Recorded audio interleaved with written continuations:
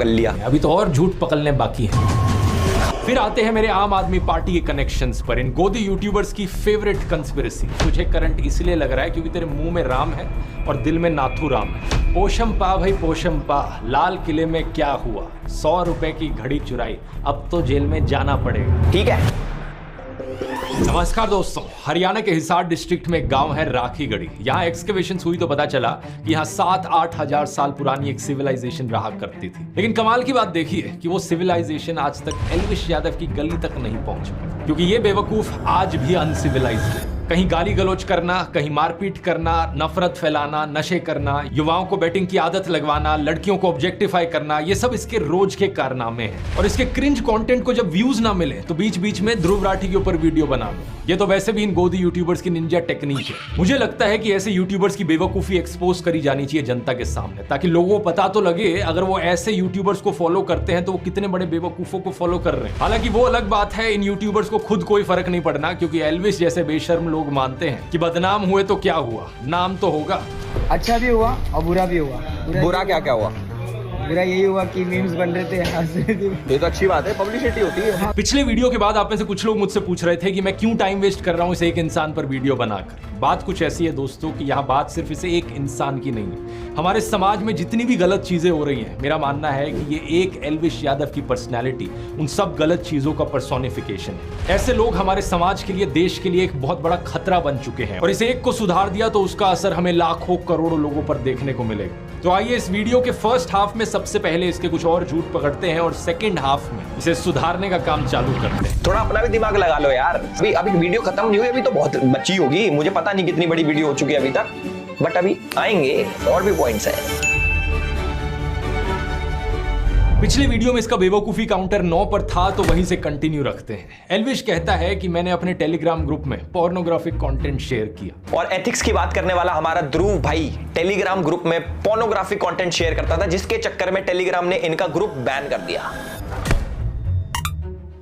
देख एल्विश, हर इंसान के पास यहाँ एक चीज होती है जिसका नाम है दिमाग। अगर तू इस चीज का थोड़ा सा भी इस्तेमाल कर लेता तो अपने आप से पूछता कि आखिर मैं अपने टेलीग्राम ग्रुप में पोर्नोग्राफिक कंटेंट क्यों शेयर करना चाहूंगा, मुझे क्या मिलेगा ये करके। ऑब्वियसली ये चीज झूठ है और मैंने ऐसा कभी नहीं किया। कुछ साल पहले टेलीग्राम पे एक ये बड़ा कॉमन बग था। गूगल पर सर्च करके देख टेलीग्राम पोर्नोग्राफिक बग, रेडिट पर ढेर सारे लोग मिल जाएंगे जो इस चीज को लेकर कंप्लेन कर रहे हैं कि ऐसा क्यों हो गया, जबकि उन्होंने ऐसा कुछ भी नहीं किया था। एनीवेज, फिर एल्विश मेरी टीम की बात करता है। कहता है कि मेरी टीम में 3 लोग हैं। ये अपनी वीडियो लिखवाता है विजेता दहिया से, समझ रहे हो? वो एक मूवी डायरेक्टर है और इनकी टीम में 3 बंदे काम करते हैं, राहुल, अक्षय और मानव।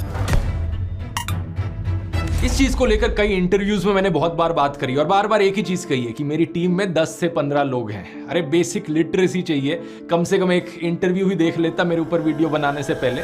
आपकी टीम कितनी बड़ी है? बने 50-100 लोग हैं? कितने लोग हैं? 50-100 तो नहीं है, 10 हैं, 10-11 हैं मैं कहूँगा। ऊपर से तुझे काउंटिंग करनी भी आती है, वो भी मैं सिखाऊं, क्योंकि पहले तू कहता है मेरा एक रिसर्चर है विजेता, फिर कहता है मेरी टीम में 3 लोग हैं, राहुल, अक्षय और मानव। तो ये 3+1 4 नहीं हो जाता? कम से कम काउंटिंग ही कर लेता। और कोई न्यूज चाहिए अपनी टीम के बारे में तो डू लेट मी नो।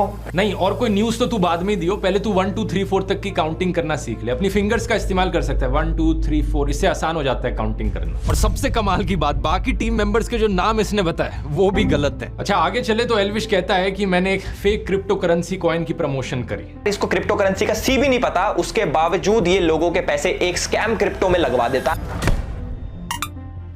चलिए इसका भी पूरा मामला क्लियर कर देते हैं। ये 3 साल पुरानी बात है, अक्टूबर 2021 की, जब मुझे इस कंपनी से ईमेल आई प्रमोशन के लिए। यहाँ स्क्रीन पर आप देख सकते हैं मैंने इस ईमेल का क्या रिप्लाई दिया। मैंने लिखा कि मुझे इस प्रोजेक्ट के पीछे के इन्वेस्टर्स कौन है वो जानने हैं, मुझे उनकी डिटेल्स चाहिए, और मुझे ये डिटेल्स चाहिए कि इनमें कोई चाइनीज इन्वेस्टमेंट्स तो नहीं है, क्योंकि मैं चाइनीज कंपनीज को प्रमोट नहीं करता। फिर मैंने इनसे कहा एक कॉल करने को, तो इनके सीईओ ने मेरे साथ डायरेक्टली बात करी। इन्होंने मुझे बार बार अपने डॉक्यूमेंट्स दिखाकर रीअश्योर किया कि जो भी मैं प्रमोट कर रहा हूँ वो सही चीज है, और प्रूफ के तौर पर इन्होंने economic times, money control, NDTV profit जैसे अखबारों में इन्होंने जो एडवर्टोरियल्स छापे थे वो भी दिखाए। तीसरा ये प्रमोशन आया था एक ऐसी एजेंसी से जिसके को फाउंडर खुद इंडिया के पॉपुलर यूट्यूबर्स में से हैं। ये एक एस्टैब्लिश्ड एजेंसी है जिसके साथ सभी यूट्यूबर्स रेगुलरली काम करते हैं, तो इसकी वजह से भी मेरी रीअश्योरेंस बढ़ गई। लेकिन बात कुछ ऐसी है दोस्तों कि मैं हूं तो एक इंसान ही, एक बायोलॉजिकल ह्यूमन बीइंग हूं मैं। मेरे अंदर कोई डिवाइन एनर्जी नहीं है कि मैं अंतर्यामी बन जाऊं जिससे मुझे पता लग जाए कि इस कंपनी के साथ फ्यूचर में क्या होने वाला है। क्योंकि ये तो ऐसी बात हो गई जैसे कि शाहरुख खान और अमिताभ बच्चन एवरेस्ट के मसालों की ऐड करते हैं और बाद में जब खबर आती है कि इन मसालों में कैंसरस केमिकल्स पाए गए तो आप शाहरुख खान और अमिताभ बच्चन से पूछते हो कि ये ऐड क्यों करी आपने। हम नॉर्मल बायोलॉजिकल ह्यूमन बीइंग्स में फ्यूचर देखने की क्षमता नहीं होती अनफॉर्चुनेट। लेकिन जब मुझे लगा कि यहाँ पर कुछ गड़बड़ है तो मैंने इस ऐड को हटा दिया, सारे लिंक्स को हटा दिया अपने वीडियोस से और एक नया स्टैंडर्ड सेट किया अपने लिए। इसके बाद से मैंने अपने आप से कहा कि मैं आज के बाद से किसी भी क्रिप्टो करेंसी कंपनी की प्रमोशन नहीं करूंगा और तब से लेकर आज तक कभी भी नहीं करी। 3 साल हो गए इस बात को। किन कंपनीज की मैं प्रमोशन करता हूं, किन की नहीं करता, इनको लेकर जो मेरे स्टैंडर्ड्स है मैं ये ओपनली आपको बता सकता हूं। पहला, आज तक किसी भी बेटिंग, गैम्बलिंग या फैंटेसी ऐप की प्रमोशन मैंने नहीं करी क्योंकि मैं नहीं चाहता कि देश के यूथ को जुआ खेलने की लत लग जाए। इन बेटिंग ऐप्स में करोड़ों युवाओं का पैसा और समय बर्बाद होता है, लेकिन उससे भी बड़ा नुकसान है उनके मेंटल फ्रेम का डिस्टर्ब हो जाता है। दूसरा, कभी भी किसी गुटखा, पान मसाला, सिगरेट की प्रमोशन नहीं करी। तीसरा, किसी भी चाइनीज कंपनी की प्रमोशन नहीं करी। चौथा, किसी भी fast food, soft drink company की प्रमोशन नहीं करी जिससे हेल्थ पर हानिकारक इंपैक्ट पड़ता हो लोगों की। मैं जानता हूं कि करोड़ों लोग मुझे फॉलो करते हैं और किसी भी सेंस में, किसी भी एस्पेक्ट में इन करोड़ों में से किसी एक इंसान पर भी मैं बुरा असर नहीं डालना चाहता। मैं चाहता हूं कि और इन्फ्लुएंसर्स, एक्टर्स और यूट्यूबर्स मेरे से प्रभावित होकर यही सेम स्टैंडर्ड सेट करें ताकि समाज पर एक पॉजिटिव इंपैक्ट पड़ सके। और एल्विश जैसे लोग बिल्कुल दूसरे एक्सट्रीम में हैं जो पैसे का लालच दिखाकर कुछ भी बकवास प्रमोट कर देंगे। वर्ल्ड T20 चैंपियनशिप पे कोई आपका ओपिनियन मांगे तो भैया सीधा मना कर दो कि भैया हम ना दे रहे, हम देंगे पे और वहां पे जीतेंगे बढ़िया, ठीक है। एल्विश जिन कंपनीज को प्रमोट कर रहा है एग्जैक्टली इन्हीं कंपनीज से मुझे भी ऑफर आए हैं बार बार प्रमोशन के। 20-20 लाख रुपए तक इन्होंने ऑफर किए, लेकिन मैं अपना जमीर नहीं बेच सकता। इसी चीज को मैंने डिटेल में इस वाले वीडियो में समझाया है। अगर आपने नहीं देखा है तो इसका लिंक नीचे डिस्क्रिप्शन में है। और एल्विश, इसी चीज की बात मैंने अपने YouTube कोर्स में भी करी है। मैंने देखा पिछली बार डिस्काउंट देने के बाद भी तूने कोर्स लिया नहीं। चल ऐसा करते हैं, तेरे लिए डिस्काउंट थोड़ा और बढ़ा देते हैं। अब एल्विश 40 की जगह एल्विश 420 कूपन कोड इस्तेमाल कर। इससे 420% ऑफ तो नहीं मिलेगा क्योंकि वो पॉसिबल नहीं होता, उतनी मैथ्स में जाने की जरूरत नहीं है, वो तुझे समझ में नहीं आएगा। इससे 42% ऑफ मिलेगा। तो देख ले, अच्छा मौका है। और दोस्तों, अगर आप भी इंटरेस्टेड हो, आपके लिए भी अच्छी अपॉर्चुनिटी है। मैं आपको कुछ रिव्यूज दिखाना चाहूंगा लोगों के जिन्होंने इस कोर्स को अभी तक लिया है, कितना बढ़िया फीडबैक रहा है उनका। मैंने आज ही अपना आपका ये कोर्स फिनिश किया है, बहुत अच्छा लगा। इसमें मैंने काफ़ी चीज़ें सीखी है, जैसे ideas for niche topic. All the aspects which can be there for a YouTuber are there in terms of how to grow, how to earn, what are the stresses, what are the challenges. And the best part was कि इस course में पूरी तरह से आपने अपनी life journey को connect किया है। मतलब जितने भी एग्जांपल्स आपने दिए हैं वो आपके खुद के एग्जांपल्स थे। You are among the best in the business, which is why I decided to learn from a young teacher like you. मुझे नहीं लगता इस कोर्स को खरीदने के बाद मुझे कोई और कोर्स खरीदने की जरूरत पड़ेगी। इस कोर्स से एक चीज मेरे को सीखने को मिला जो मैं काफी सालों से कंफ्यूज था ये सब चीज लेके। फर्स्ट एंड फॉरमोस्ट मेरा नीश, सेकंड कैसे क्या करना, कैसा टाइमिंग। स्पेशली आपका काइंड मास्टर हैक जो है उसका, वो मुझे बहुत अच्छा लगा। ये देश का शायद से सबसे पहला इतना डिटेल्ड कोर्स है जो आपको स्टेप बाय स्टेप सिखाता है कि कैसे आप YouTube को अपनी पार्ट टाइम जॉब या फुल टाइम करियर बना सकते हैं। इसमें 0 to 100 सब कुछ सिखाया गया है इस करियर के बारे में और आपको स्पेसिफिकली 20 अलग अलग नीश के एग्जांपल्स भी बताए गए हैं। ऐसी फील्ड्स जिनमें मुझे लगता है कि एक सक्सेसफुल YouTube चैनल बनाया जा सकता है, लेकिन आज के दिन उन फील्ड्स में कोई YouTube चैनल एग्जिस्ट नहीं करता। तो अगर आप इंटरेस्टेड हैं, इस QR कोड को स्कैन कर सकते हैं या फिर लिंक नीचे डिस्क्रिप्शन में भी मिल जाएगा और कूपन कोड है एल्विश 420। टॉपिक पर वापस आए तो एल्विश मेरी DW के साथ भी कोई नई कंस्पिरेसी बनाने की कोशिश करता है। DW और ध्रुव राठी का एक कोलैब आता है। जिसको DW के बारे में नहीं पता तो DW के ऊपर एक वीडियो अपलोड होती है, एक डॉक्यूमेंट्री अपलोड होती है जिसके अंदर वो दिखाते हैं कि कैसे इंडिया के अंदर हिंदूज मुस्लिम्स को अटैक करते हैं। और जैसे सारी न्यूज पोर्टल्स करते हैं, एक साइड की स्टोरी दिखाते हैं, तो हमारे DW ने भी एक साइड की दिखाई। अगर दूसरी साइड देखेगा नहीं तो दिखेगी भी नहीं ना। इसने एक वीडियो का थंबनेल लगाकर ये दिखा दिया कि ये तो सिर्फ मोदी के खिलाफ वीडियोस बनाते हैं। ऐसी 2 थंबनेल लगाकर मैं भी कह सकता हूँ ये देखो DW ने तो सिर्फ मोदी के फेवर में। क्या आप कुछ 100 मीटर के दायरे में किसी नए दोस्त से मिलना चाहते हैं? आसपास रहें और वास्तविक लोगों से चैट करें। वीडियोस बनाए हैं। इसके अंदर एक जर्नलिस्ट है इरफान मेहरा कि DW के लिए काम करता है। एक बार फिर से अनपढ़ एल्विश को नाम पढ़ना नहीं आया। इनका नाम इरफान मेहरा नहीं, इरफान महराज है। एक जे आता है एंड में। पूरे वीडियो में ये मेहरा मेहरा मेहरा करते रहता है। बराबर ही तो है, सब बराबर है। बराबर ही तो नहीं है एल्विश, सब बराबर नहीं होता। ये पता है किस किस के लिए काम करता है? ये काम करता है DW के लिए, TRT के लिए, द अरब के लिए, द अरब के लिए। पूरी दुनिया में द अरब नाम का कोई मीडिया हाउस एग्जिस्ट नहीं करता। शायद से द न्यू अरब बोलना चाह रहा था यहाँ पर, लेकिन कोई नहीं। जब आदमी इतना अनपढ़ होता है तो गलती हर सेंटेंस में होती है। इंडिया के खिलाफ कंडा फैलाने के लिए टर्किश इंटेलिजेंस एजेंसी और पाकिस्तान इंटेलिजेंस एजेंसी ISI ने साथ मिलकर TRT स्टार्ट किया है। हाय राम, एक बार फिर से ये अनपढ़ एल्विश पढ़ नहीं पाया। मुझे तो डाउट होता है कि इसने स्कूल से पास आउट भी किया या नहीं किया, क्योंकि इसके आर्टिकल में कहीं नहीं लिखा जो इसने पीछे दिखा रखा है कि ISI ने साथ में मिलकर टर्की के TRT वर्ल्ड शुरू किया है। आर्टिकल में लिखा है टर्की इंटेलिजेंस एजेंसी और ISI साथ में मिलकर एक प्रोपेगेंडा टीम शुरू कर रहे हैं TRT वर्ल्ड के थ्रू। ये नहीं कि TRT वर्ल्ड ही शुरू कर रहे हैं। अब वो अलग बात है दोस्तों कि आर्टिकल भी फर्जी है, क्योंकि ये फर्जी न्यूज वेबसाइट ने लिखा है, इन्हीं की गोदी वेबसाइट ने। लेकिन उसकी बात किसी और वीडियो में करेंगे, नहीं तो बहुत लंबा खिंच जाएगा। एंटी इंडिया लिखो, प्रोपोगेंडा फैलाओ, प्रोपोगेंडा फैलाओ। प्रोपोगेंडा नहीं एल्विश, प्रोपेगेंडा होता है नहीं। हाँ, NIA ने इरफान मेहरा को लास्ट ईयर अरेस्ट करा था, क्योंकि इसके तार आतंकवादी ये जो क्या कहते हैं संगठन, इनके साथ जुड़े हुए थे भाई। ये जितने भी बड़े बड़े अलकायदा पलकायदा होते हैं ना भाई, यार उनके साथ काम कर रहा था। अलकायदा पलकायदा यार, तू कुछ भी बकवास किए जा रहा है जो तेरे मन में आ रहा है। नहीं, इरफान महराज कभी अलकायदा के साथ काम नहीं कर रहा था। इनफैक्ट इरफान महराज का जो अरेस्ट किया है NIA ने, उसे पॉलिटिकली मोटिवेटेड बताया गया है कई सारे इंटरनेशनल ग्रुप्स के द्वारा। इन्हें UAPA के अंडर अरेस्ट किया गया है, एक ऐसा अरेस्ट जिसका कन्विक्शन आज तक साबित नहीं हुआ है। इंटरनेशनल ह्यूमन राइट्स वॉच ने भी कहा है कि इंडियन गवर्नमेंट को इन्हें तुरंत रिलीज कर देना चाहिए। ये एक गलत अरेस्ट है। वैसे अरेस्ट से याद आया एल्विश, तू भी कुछ महीने पहले रो रहा था कि तेरा अरेस्ट हो गया, मीडिया वाले तेरे खिलाफ गलत खबरें चला रहे हैं, और तू खुद यही काम कर रहा है आज यहाँ पर। मैं नहीं जानता कि तेरा ये जो स्नेक वेनम वाला केस है, गमला चोरी वाला केस है, इसमें कितनी सच्चाई है, वो तो कोर्ट में साबित हो जाएगा। लेकिन अगर तेरे खिलाफ कोई फर्जी केस निकला और फिर भी पुलिस वालों ने तुझे अरेस्ट कर लिया, तो फिर मत रोइयो, क्योंकि तेरे को बचाने कोई ह्यूमन राइट्स वॉच नहीं आएगा। गोदी मीडिया भी तेरे फेवर में खबरें नहीं चलाता है। वैसे मीडिया किसी की सगी नहीं है भाई। इसलिए कहावत सुनिए ना, जिनके घर शीशों के होते हैं वो दूसरों पर पत्थर ना फेंका करे। प्रॉब्लम यह है कि तू दूसरों का दर्द नहीं समझ सकता, तुझे बस दूसरों को रोस्ट करना, एंटी नेशनल घोषित करना आता है। और जब यही चीज तेरे साथ होने लग जाए तो तू रोना शुरू कर देता है। कमाल की बात यह है दोस्तों कि ये इस सब से मेरा क्या कनेक्शन जोड़ने की कोशिश कर रहा था। ये कहता है कि इरफान महराज DW के लिए आर्टिकल्स लिखता था और मैं DW के लिए ट्रैवल वीडियोस बनाता हूं। ये है हमारा कनेक्शन।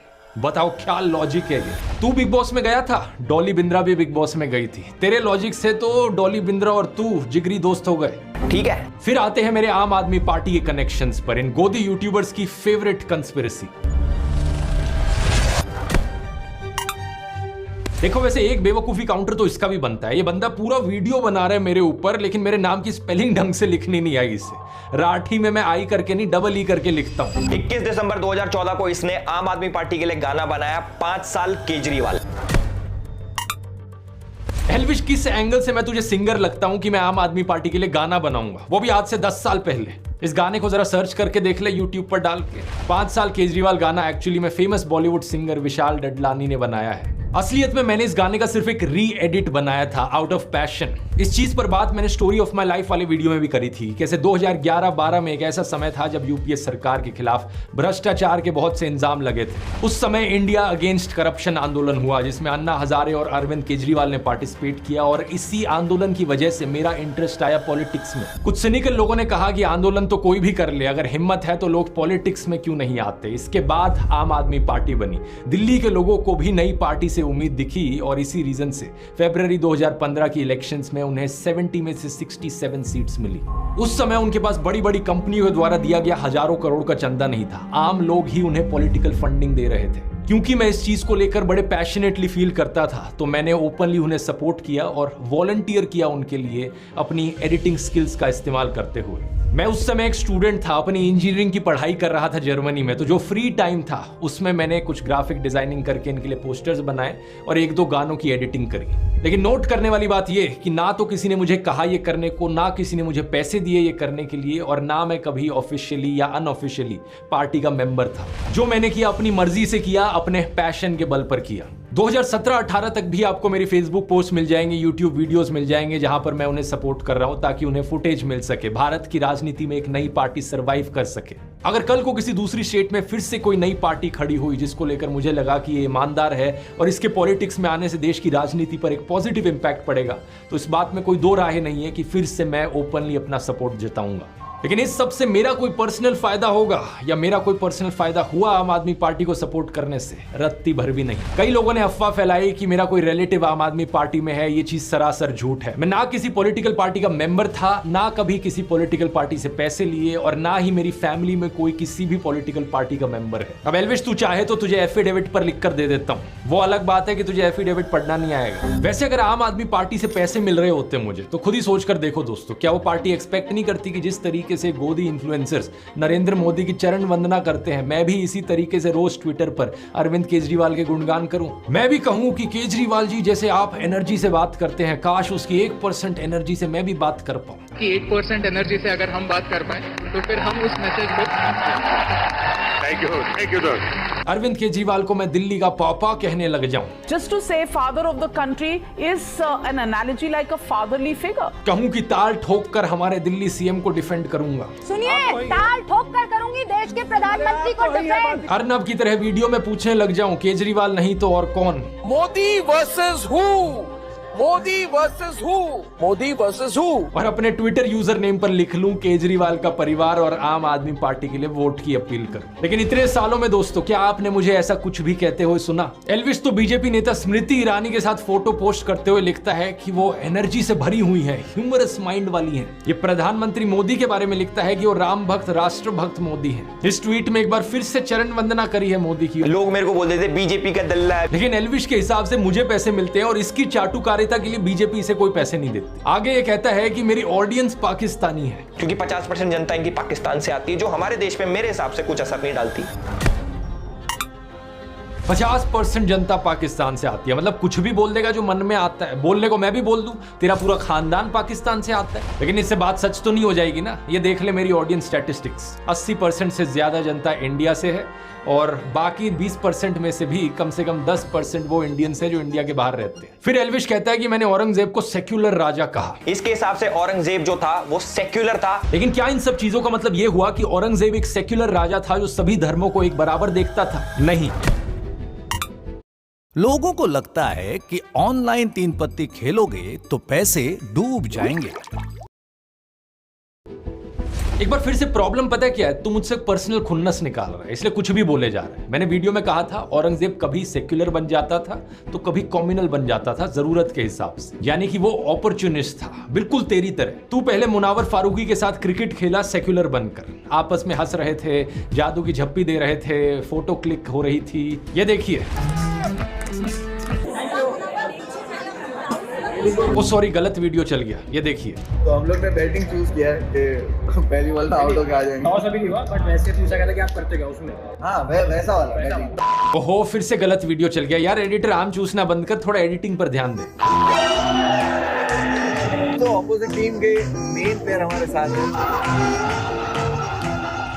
एक ट्विटर यूजर ने इस चीज को पॉइंट आउट करके कहा कि एल्विश तू तो हिंदू विरोधी गद्दार निकला। अब इस पर एल्विश कह सकता था कि भाई जो भी मामला था उस पर मैंने मुनावर से बात करी, उसने जो कहा था उसका ऐसा कोई इरादा नहीं था, वो जोक दरअसल बॉलीवुड के एक गाने पर था, लेकिन फ्लो में उसने कुछ खराब भाषा का इस्तेमाल किया, इसके लिए वो पहले से ही माफी मांग चुका है। एल्विश कह सकता था कि हिंदू धर्म नफरत करना नहीं सिखाता, माफ करना सिखाता है। अपनी नफरत को और अपने अहंकार को थोड़ी देर के लिए किनारे रख के उससे 1 घंटे बात कर लेना, फिर नफरत कर नहीं पाओगे और ज्यादा। लेकिन अब क्रिकेट मैच तो खत्म हो चुका था और एल्विश को अपनी नफरत की दुकान भी चलानी थी। तो एल्विश ने किया क्या? उसने सफेद झूठ बोलना शुरू कर दिया कि वो तो बस क्रिकेट मैच था, ऐसे ही मैं चला गया, मैं तो बस मुनावर को चिढ़ा रहा था। यानी कि जरूरत के हिसाब से सेक्युलर से तू कम्युनल बन गया, और जब बाद में फिर से क्रिकेट मैच आ गया तो तू फिर से सेक्युलर बन गया। मतलब तू बिल्कुल औरंगजेब की तरह था, जहां कम्युनल होकर फायदा मिले वहां कम्युनल, जहां सेक्युलर होकर फायदा मिले वहां सेक्युलर। बिल्कुल एक नंबर का अवसरवादी, यानी कि अपॉर्चुनिस्ट।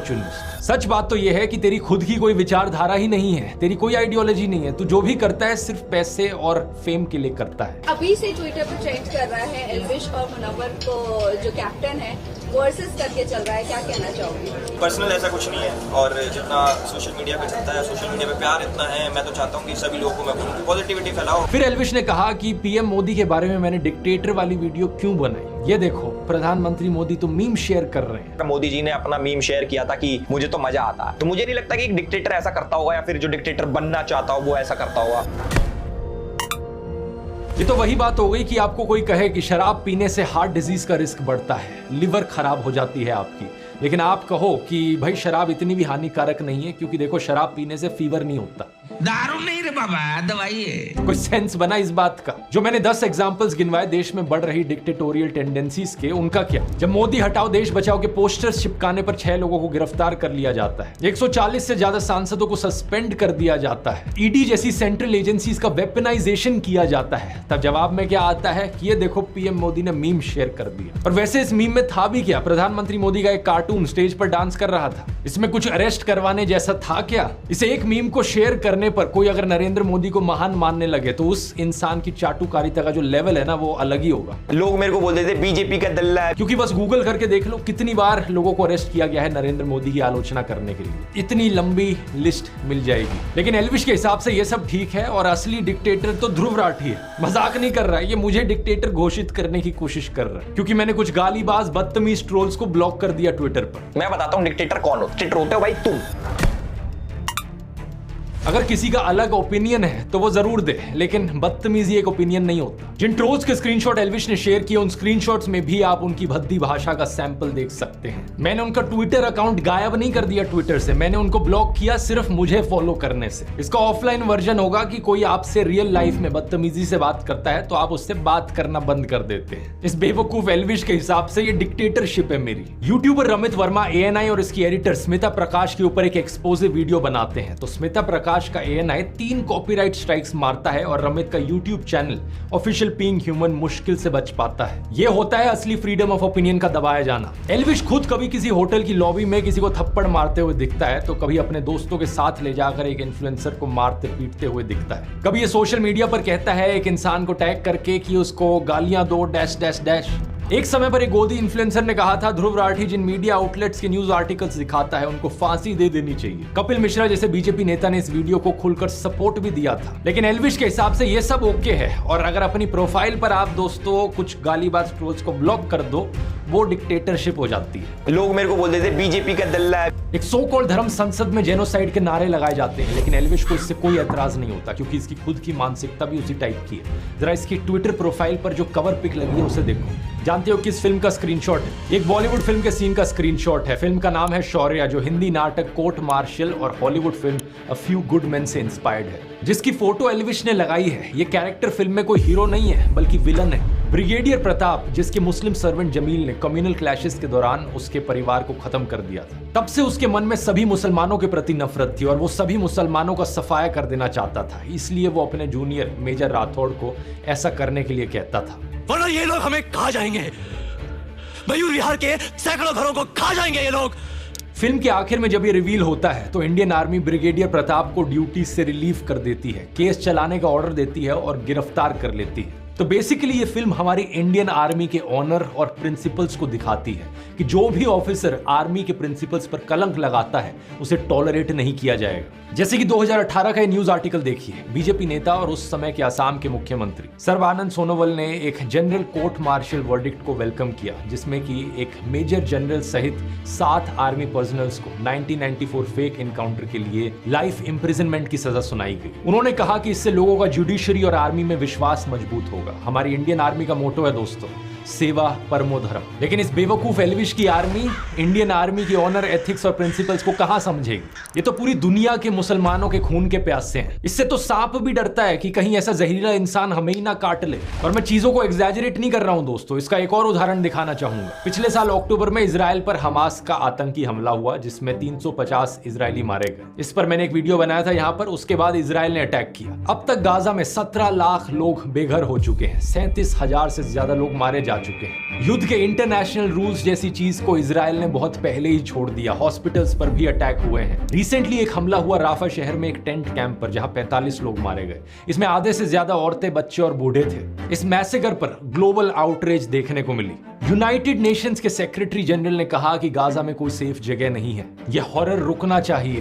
पेरिस में 10,000 लोगों ने इजरायली एम्बेसी के बाहर डेमोन्स्ट्रेशन किया। अमेरिका के नेशनल सिक्योरिटी काउंसिल स्पोक्सपर्सन ने कहा कि इजराइल को सिविलियंस को प्रोटेक्ट करने के लिए प्रिकॉशंस लेनी चाहिए। इजिप्ट, सऊदी अरेबिया, कतार, आयरलैंड, जर्मनी, फ्रांस सब ने एक स्टेटमेंट जारी करी है और ऑल आइज ऑन रफा वाली ये एक AI इमेज ऑलमोस्ट 5 करोड़ लोगों ने सर्कुलेट करी। बहुत से इंडियन सेलिब्रिटी। क्या आपको लगता है कि सिर्फ बड़े क्रिएटर्स ही पैसा कमाते हैं? क्या सेलिब्रिटीज हैं जो इंडियन सोशियो पॉलिटिकल इश्यूज पर बोलने की हिम्मत नहीं जुटा पाते, लेकिन अच्छी बात है कि कम से कम इस पर तो बोल पाते हैं। हमारे देश की सरकार ने भी ऑफिशियल स्टेटमेंट दी कि हम पैलेस्टीनियन स्टेटहुड को सपोर्ट करते हैं, और साथ ही साथ राफा के कैंप में सिविलियन लाइव्स का हार्ट ब्रेकिंग लॉस गहरी चिंता का विषय है। इस सब के चलते खुद इजरायली मिलिट्री ने भी कहा कि नॉन कॉम्बैटेंट्स यानी जो लोग लड़ नहीं रहे थे उनको नुकसान पहुंचाने पर हम खेद प्रकट करते हैं। इजराइल के प्राइम मिनिस्टर ने भी इसे एक ट्रैजिक एक्सीडेंट कहा और इजराइल ने इसकी इन्वेस्टिगेशन की बात करी, लेकिन एल्विश ट्विटर पर कवर पिक लगाकर खुल्लम खुल्ला जाहिर करता है कि वो दुनिया भर के मुसलमानों के खून का प्यासा है। उसने ऑल आइज ऑन रफा वाली इमेज को मॉर्फ करते हुए लिखा ऑल आइज ऑन पीओके। अब ये सही बात है कि पाकिस्तान ऑक्यूपाइड कश्मीर में और इनफैक्ट पाकिस्तान में भी हिंदू, सिख, ईसाई और एथिस्ट जैसी माइनॉरिटीज पर अत्याचार होते रहे हैं। मैंने अपने पुराने वीडियोस में इनकी बहुत बार बात करी है, लेकिन इस बात का क्या सेंस बना कि पीओके में जुल्म हो रहा है तो रफा में लोगों को मरने दो। ऐसा तो नहीं है कि रफा के उन बच्चों ने पीओके में अत्याचार किए। क्या एल्विश जैसे गोदी इन्फ्लुएंसर्स ये नहीं कह सकते कि हम हर जगह इनजस्टिस के खिलाफ हैं? चरण वंदना करने वाले गोदी यूट्यूबर्स बात करते हैं सेलेक्टिव आउटरीच की, लेकिन गोदी इकोसिस्टम के बेशर्मों तुमसे ज्यादा सेलेक्टिव है कोई? जब मैंने ये वीडियो बनाई थी मैंने खुलकर कहा था इसमें कि चाहे कोई हिंदू हो, मुस्लिम हो, क्रिश्चियन हो, चाहे एथिस्ट हो, हर जगह जहां भी अन्याय हो रहा है मैं उसके खिलाफ हूं। लेकिन मैं चैलेंज करता हूं इन गोदी इन्फ्लुएंसर्स को ये बोलकर दिखा दें। सच बात यह है कि ये हर अन्याय के खिलाफ नहीं है, इनके मन में नफरत भरी हुई है एक कम्युनिटी को लेकर, और उस कम्युनिटी के खिलाफ ये लोग दिन रात जहर उगलते हैं। लेकिन इसका मतलब ये नहीं कि अपनी कम्युनिटी की चिंता करते हो। इस उम्मीद को तो छोड़ ही दीजिए कि एल्विश कभी किसी मुसलमान औरत के खिलाफ हो रहे अत्याचार पर आवाज उठाएगा। ये हिंदू औरतों के लिए भी आवाज नहीं उठाएगा अगर इसे अपना बेनिफिट ना दिखे तो। जैसे कि मणिपुर का एग्जाम्पल लेकर देख लीजिए, इतने समय से लोग मर रहे हैं वहां, पूरा देश शॉक्ड है इसको लेकर, लेकिन एल्विश यादव को इससे कोई मतलब नहीं। 250 दिन तक कश्मीरी पंडित स्ट्राइक पर बैठे रहे, क्या एल्विश ने आवाज उठाई? नहीं। कश्मीरी पंडितों की बात ये गोदी इकोसिस्टम सिर्फ तभी करता है जब मुसलमानों को बीच में इन्वॉल्व करना हो। याद रखिए दोस्तों, जब नौकाली में दंगे हुए थे वहां हिंदुओं को बचाने के लिए महात्मा गांधी गए थे, गोडसे नहीं गया था। हिंदू हो या मुसलमान, उन्हें बचाने का काम महात्मा गांधी करते थे और नफरत फैलाने का काम करता था नाथूराम गोडसे। ये गोदी इकोसिस्टम वाले सिर्फ और सिर्फ नफरत की पॉलिटिक्स से प्रभावित हैं। जिस दिन अयोध्या में बीजेपी हार गई, ये अयोध्या के हिंदुओं को भी गालियां देने लगे। गाजियाबाद पुलिस ने ऐसे 2 लोगों को गिरफ्तार किया। इनमें से एक शख्स तो वो था जिसने कन्हैया कुमार को रैली में थप्पड़ मारा था।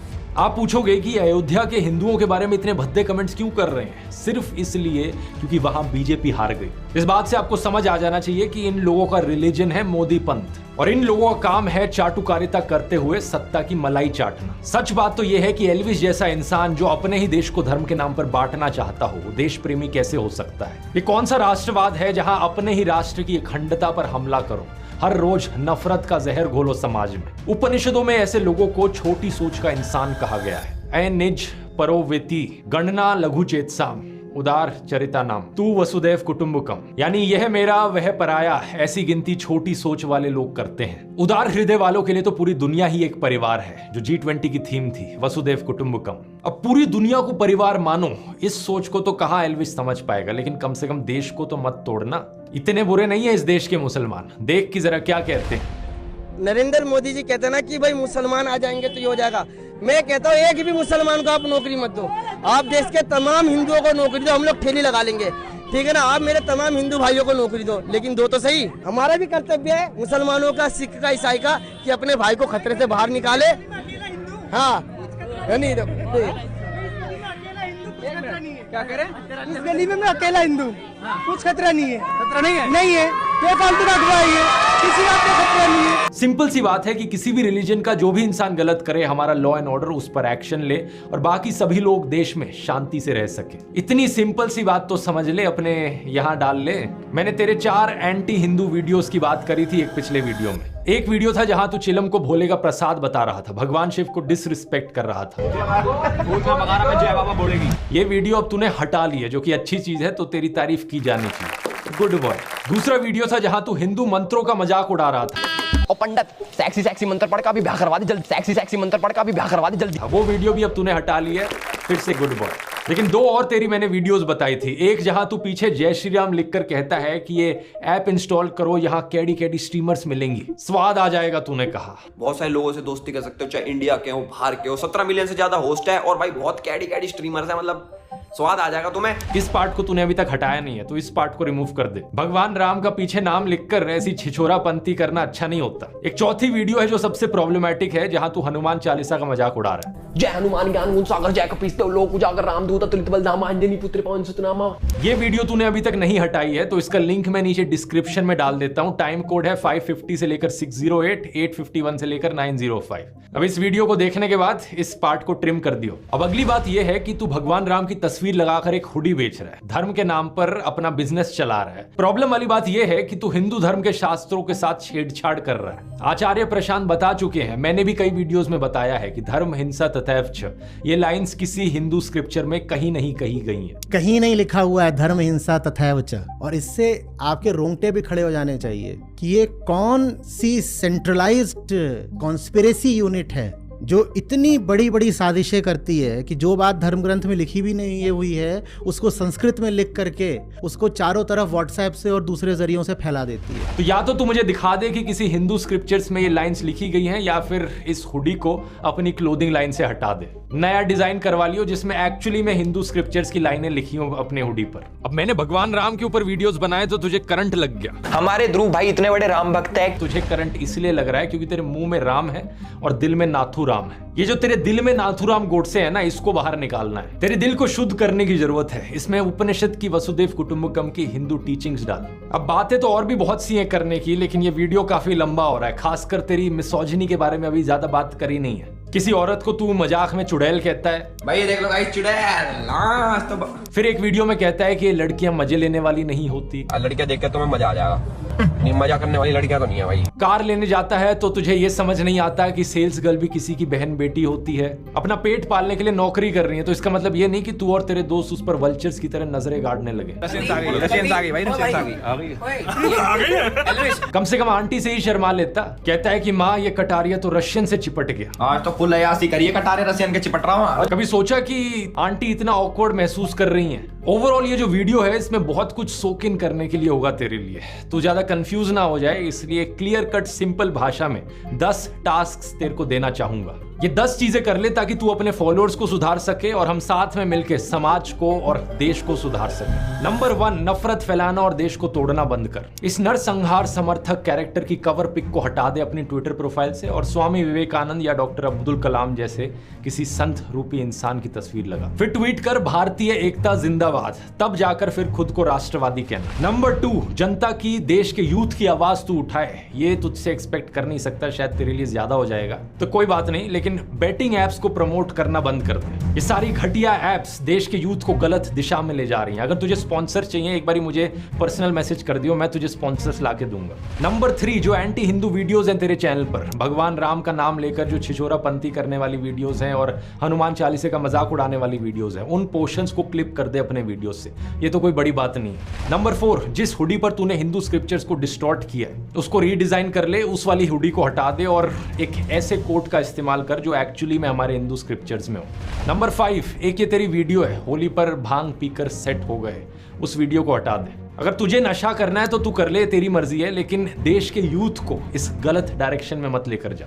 नंबर 6, जिस वीडियो में तू और तेरे दोस्त उस सेल्स भाई टिकटॉक की तरह यूट्यूब भी बैन होगा अगर इसी तरह कम पैसे देता रहा तो उससे तगड़ी तो ये ऐप है जो गर्ल के बारे में नॉनसेंस बात कर रहे हैं, वो घिनौना वीडियो हट जाना चाहिए। ये फ्रीडम ऑफ एक्सप्रेशन नहीं होता जहां किसी छिछोरे एक्सप्रेशन के साथ तुम किसी लड़की की डिग्निटी पर अटैक करने लगो। नंबर 7, क्लास 7 की मैथ्स की टेक्स्ट बुक उठा और उसमें परसेंटेज का जो चैप्टर है एक बार उसे रिवाइज कर ले। भाई खुद क्या दिखा रहे हो तुम? खुद बहुत सच चीजें दिखा रहे हो। तुम गोल्ड का रेट जो वर्ल्ड लेवल पे होता है अब हमारी सरकार के हाथ में थोड़ी है। गूगल कर कि गोल्ड का रेट कैसे डिसाइड होता है, इससे तुझे समझ में आएगा कि गोल्ड का भाव डिसाइड होने में सरकार का क्या रोल होता है। ये वाला आर्टिकल सामने आएगा, इसको एक बार पढ़ लियो, क्योंकि देख बेवकूफ होना कोई बड़ी बात नहीं होती। प्रॉब्लम तब होती है अगर किसी इंसान को उसकी बेवकूफी का एहसास ही ना हो। नंबर 8, मैंने देखा कि तूने गालियां देनी कम कर दी हैं। जो वीडियो तूने मेरे ऊपर बनाया था उसमें एक भी गाली नहीं थी। बहुत ही अच्छी बात है, गुड बॉय। अब अपनी एल्विश आर्मी को भी रील बनाकर या ट्वीट करके कहे कि ये माँ बहन की गंदी गालियां आज से देना बंद कर दो। वो 295 गाने में एक लाइन है ना कि तेरी माँ और उसकी माँ में फर्क कुछ नहीं। ये अक्ल उन्हें थोड़ी लेट मिलेगी, लेकिन तुझे थोड़ी अकल आ गई है इस मामले में। इसलिए अब अपनी एल्विश आर्मी को भी सिखा। वो मानेंगे नहीं मानेंगे वो उनकी मर्जी है, लेकिन तू कोशिश तो कर अपनी तरफ से। नंबर 9, हथियारों को ग्लैमराइज करने वाले और लड़कियों को ऑब्जेक्टिफाई करने वाले तू बहुत गाने बना चुका है। अगला गाना किसी अच्छी चीज पर बना। ये हनी सिंह और बादशाह टाइप के गानों से जो गंदगी फैलती है, इसकी जगह कुछ पॉजिटिव कंट्रीब्यूशन कर भारतीय संस्कृति में। और फाइनली टास्क नंबर 10, आखिरी चीज। बचपन में वो गेम याद है जो हम खेला करते थे, पोशम पा भाई पोशम पा, लाल किले में क्या हुआ, 100 रुपए की घड़ी चुराई, अब तो जेल में जाना पड़ेगा, जेल की रोटी खानी पड़ेगी, जेल का पानी पीना पड़ेगा, अब तो जेल में जाना पड़ेगा। याद रखियो कि ये बचपन का एक गेम था, तो रियल लाइफ में पोशंपा क्यों खेल रहा है? कहीं पर मारपीट करता है, कहीं पर किसी को धमकाता है, कहीं स्नेक वेनम वाला केस निकल कर आता है, तो कहीं मनी लॉन्ड्रिंग का इंजाम। इस सब से मन नहीं भरा क्या? मैंने पिछले वीडियो में बताया था, लोगों के बारे में इतनी उठपटांग चीजें कहेगा तो किसी दिन क्रिमिनल डिफेमेशन का केस भी लग जाएगा तेरे ऊपर। नफरत फैलाएगा तो किसी दिन 153A का केस भी लग जाएगा, डिस्टर्बिंग कम्युनल हार्मनी। एक बार तो तूने किसी को कार से टक्कर ही मार दी थी, वो इंसान बच गया, थैंकफुली शुक्र है। किसी न किसी दिन ये पोशम पा के इस गेम में तू सही में जेल की रोटी खाने लगेगा। इसलिए कह रहा हूं, सुधर जा, अभी भी टाइम है। उम्मीद करता हूं ये काउंटर तेरे लिए काफी रहा होगा। अभी भी मन ना भरा हो काउंटर से तो मुझे बता दियो। और दोस्तों, मैं उम्मीद करता हूं ये काउंटर इन सभी गोदी यूट्यूबर्स के गैंग के लिए काफी रहा होगा। उम्मीद है बाकी गोदी यूट्यूबर्स को भी एक सीख मिलेगी इस वीडियो से। तब तक के लिए अगर आप इंटरेस्टेड है यूट्यूब को अपना करियर बनाने में, तो कोर्स का लिंक नीचे डिस्क्रिप्शन में मिल जाएगा। कूपन कोड है elvish420। और रिलीजन वाले एस्पेक्ट के ऊपर एक और जो मैंने डिटेल वीडियो बनाया था वो ये है, यहाँ क्लिक करके देख सकते हैं। मिलते हैं अगले वीडियो में। बहुत बहुत धन्यवाद।